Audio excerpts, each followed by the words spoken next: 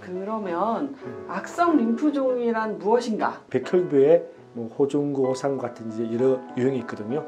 그 중에 림프구에 문제가 생긴 혈액암입니다. 근데 기본으로 이제 혹이 주로 많이 발생하기 때문에 그리고 내가 악성 림프 진단을 받았다. 그러면 적어도 알아야 될 게 호지킨인지 비호지킨인지 그리고 그다음에? T 림프군지 NK 림프군지 B 림프군지 중요한 건 뭐라고? 정확한 진단이죠. 아, 그렇군요. 치료 방법에 대해서 한번 얘기를 해봐야 될 것 같아요. 많은 분들이 가장 궁금해하실 것 그렇죠. 같아요, 이 부분을. 근데 이게 약간 좀 어렵습니다. 그래서 우리는 어떻게 설명하기로 했냐면 일단은 일반적인 치료 방법을 먼저 소개하고 나머지는 이제 의료진에게 물어봐서 이렇게 아는 걸로 이렇게 정리를 했으면 좋겠습니다. 보편적으로 처음에 치료가 들어가는 거는 뭐 항암 치료일 것 같은데요. 그렇죠. 예. 우리가 백혈병도 그렇게 가잖아요. 그러니까 악성 림프종의 치료 방법은 현재 딱 정립된 이 표준 치료가 있습니다. 네. 우리가 보다 알찹이라고 하는 저도 이제 근데 영어의 줄임말인데 R이 이제 미투시맙이라고 네. 하는 이 성분명인데 보통 우리가 이제 맙테라라고 보통 맙테라. 이야기하잖아요. 이게 표적항암제. 네, 우리 또 만성 그렇죠. 림프구성에도 있었죠. 그렇죠. 이 표적암제고 그 다음에 우리가 보통 이야기하는 이제 부작용이 좀 많은 이제 세포 독성 항암제라고 보통 네. 이야기하잖아요. 근데 요게 네 가지가 있습니다. 사이클로포스파이드 요게 네. C고요. 그 다음에 H는 하이드록시 다오노마이신. 네. 요게 그 H. H. 그 다음에 네. O는 옹코빈. 네, 네. 이제 그 O입니다. 그리고 P는 프레데니손. 이렇게 해서 요 네 가지 항암제를 CHOP 이렇게 샵이라고 했는데 리투치만과 이 네 가지 항암제를 이제 병용해서 같이 한 6회 정도를 이제 보통 하고 있습니다. 하고 있는데 아까 이야기한 것처럼 병기가 좀 이제 초기인 경우 이런 경우 소위 말해서 우리가 저위험군이라고 보통 하잖아요. 이런 경우에는 한 3, 4회 할 수도 있고 사기처럼 고위험군 같은 경우 6, 8회 정도. 6, 8회 정도 네. 할 수 있는 거고요. 그 다음에는 아무래도 치료 방법 중에는 방사선 치료가 빠지지 않을 것 같은데요. 종괴가 굉장히 큰 경우가 있어요. 강범위하고 이런 경우에는 이제 방사선 치료를 추가적으로 일단은 이게 추가인 거죠. 왜냐하면 추가인 거죠. 우리 백혈병 치료할 때도 저는 방사선 치료를 안 했어요. 예. 관해하고 항암 치료, 유도 항암 치료하고 조혈모세포 이식으로 바로 갔거든요. 근데 음. 악성 림프종 같은 경우도 좀 방사선 치료가 모든 옵션으로 다 들어갈 것 예. 같지는 않아요. 예. 그렇죠? 그러니까 아까 얘기했듯이 좀 이게 종양이 큰 경우 사실 의료진이 잘 판단을 하거든요. 다음으로 보면은 저희가 순서대로 생각을 해봤을 땐 당연히 조혈모세포 조혈모세포죠. 이식이 되겠죠. 근데 이제 아까 앞에서 우리가 알찹 치료가 워낙 효과가 좋다고 했잖아요. 네. 그래서 상당수가 대부분 다가 이제 경과 관찰을 하는 중인데 문제는 이제 완전 관해가 안 되고 부분 관해만 됐다. 그렇죠. 그리고 아예 병이 진행할 수도 네. 있고 완전 관해가 됐다가 중간에 또 재발할 수가 있잖아요. 이런 경우에는 이제 다시 또 구제 항암 치료를 해서 똑같이 항암 치료를 다시 또 하는 거죠. 그래서 완전 관해가 되든지 부분 관해가 되면 그때 조혈모세포 이식을 하는 거죠.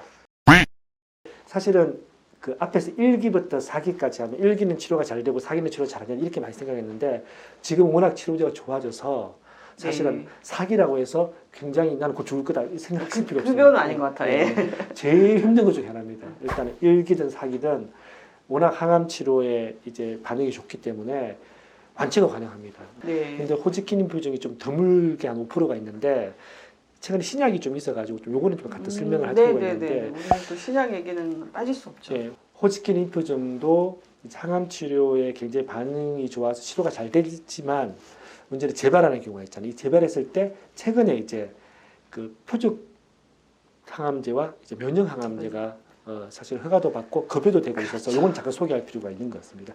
일단은 호지킨 림프종은 재발하게 되면 다시 구제 항암 치료를 하고 조혈모세포 이식을 이제 하는 건데 또 하나의 이제 옵션으로는 이제 표적 치료제가 최근에 이제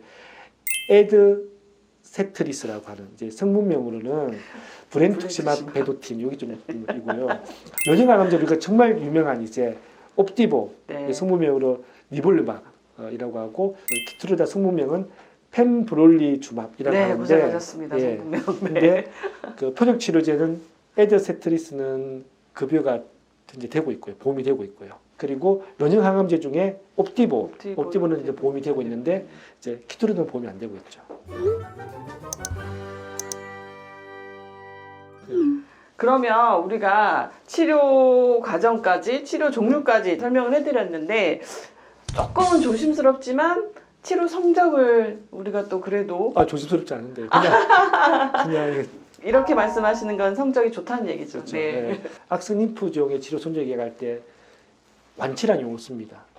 우리 백혈병은 5년 생존율 이렇게 하잖아요. 그렇죠. 완치란 용어를 잘 안 쓰는데 악성 림프종은 뭐 어르신도 완치란 이야기를 쓰고 또 실제 완치가 되는 경우가 대다수입니다. 그래서 현재 그 악성 림프종은 그 완치율이 70%, 10명 중에 7명이 완치가 되고요. 이제 한 10% 정도는 아예 반응을 하지 않는 이제 거고, 네. 20% 정도는 이제 치료가 좀 되다가 재발하고 이렇게 해서 이제 좀 이렇게 안 좋은 결과가 나오는 건데, 일단은 70% 정도 완치가 된다는 게 되게 중요하죠. 그런데 지금 재발 불응성에도 또 다른 최근에 그렇죠. 치료제가 나와 이제 있잖아요. 그 이야기를 해야 되죠. 그 이야기. 지난 3월 5일이죠. 3월 5일 날 식약처에서 CAR-T 세포 치료제 킹리아를 이제 허가했습니다. 네. 미만성 거대 비세포 림프종이 예. 포함되어 있는데, 물론 재발이나 전이가 됐을 때이죠. 이 경우에 사실 이제 현재 한 5월 이후로는 비급여로도 일단 사용을 할 수가 있을 것 같은데, 가격이 뭐 한 네. 5억이니까 빨리 보험이 되면 이제 사실은 사용할 수 있는 거죠. 그러니까 사실 지금도 굉장히 악성 림프종 치료 성적이 좋은데 굉장히 효과가 좋은 약이 또 나온 상황이죠.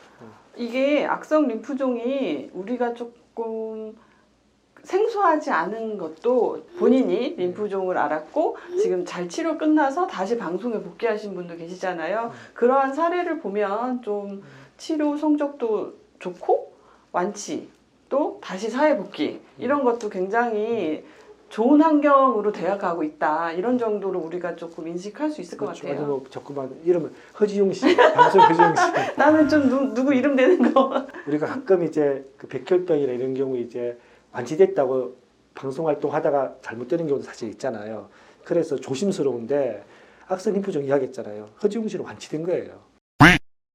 예. 오늘 백혈병의 TV에서는 지난 시간에 이어서 악성 림프종에 대해서 저희가 전달을 해드렸는데 결국은 결론은 치료 환경이 좋고 또 재발 불응성에도 여전히 지금 치료제가 나와 있고 완치까지도 바라볼 수 있다. 예. 지금 나온 게 10명 중에 7명 완치되고 3명 정도가 좀 치료가 잘 안 되는 건데 이제 더 좋아지는 거죠. 네. 더 좋아지기 때문에 어쩌면 앞으로 뭐 100% 다 치료되는 그날도 오지 그렇죠. 않을까.